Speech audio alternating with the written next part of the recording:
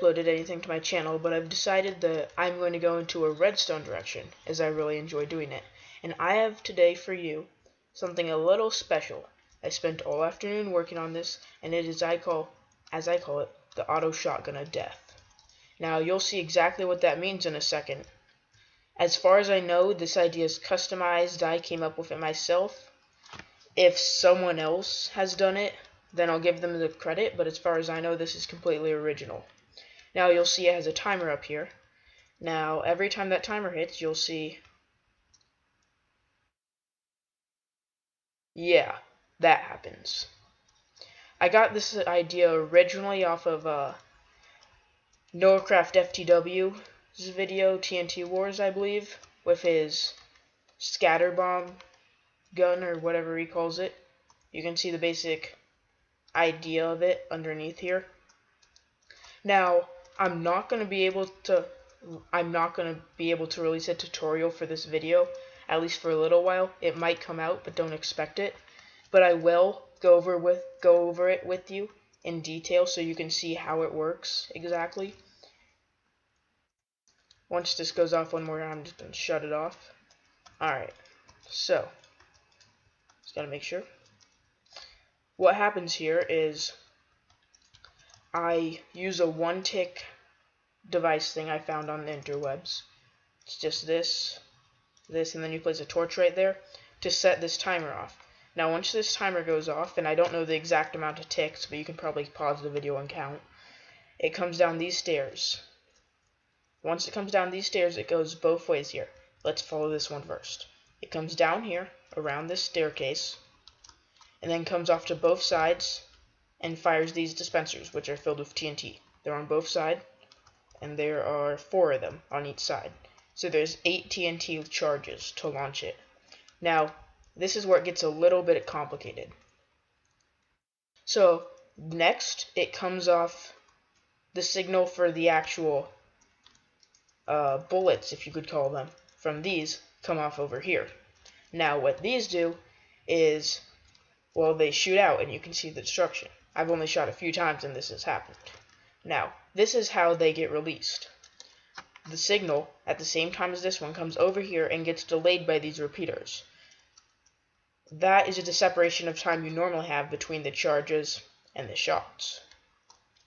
From there, it comes over here and hits this repeater. That activates this T flip-flop, which depowers this line.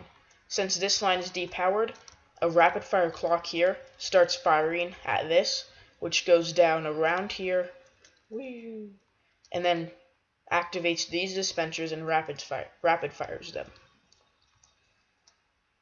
Now, after that's happened for, I guess, 1, 2, 3. Once that happens for a little while, these repeaters are still going for that amount of time. So once these repeaters get all the way to here, that deactivates the T flip-flop, which turns off the redstone clock, which keeps these from firing. And after that, it just follows a repeating line on this. Now, a word of warning, however, is that when you first initially hook it up, I'll demonstrate on this copy and pasted version I have here. When you first initially hook it up, don't, see I have the line here, but it's disconnected right here. Don't connect to that line until you press this button and the TNT right there gets fired. See, I'll show you why. Let's just make sure everything here is hooked up. All that. Yep. Oh, piece missing right there. I copy and pasted this from a while ago before I refined it. So let's just make sure everything is in place. And you'll notice here, this one is not automatic. It just has a button instead of a clock up there. So, I press this. That fires. Should have. Oh, Jesus. Alright. Did not mean to do that. Here, I can just copy, paste it again. Not sure why it did that. Anyways, paste. Oh, slash, my bad. There we go. So I have everything pasted again. Let's just replace this piece of redstone. There we go. Nothing else. Nope. So, I'm going to do this again, and hopefully it doesn't screw up. Anyways, what you want to do? Anyways, what is supposed to happen is when you first connect this line for the first time right here, it will fire 6 TNT, one from each of these dispensers. So you want to hit the button or start the clock so you have TNT in here to propel the TNT that comes out right here, and that's just so your entire thing doesn't blow up. So you want to hit the button or activate the clock and wait till it pulses and have TNT in this slot before connecting it.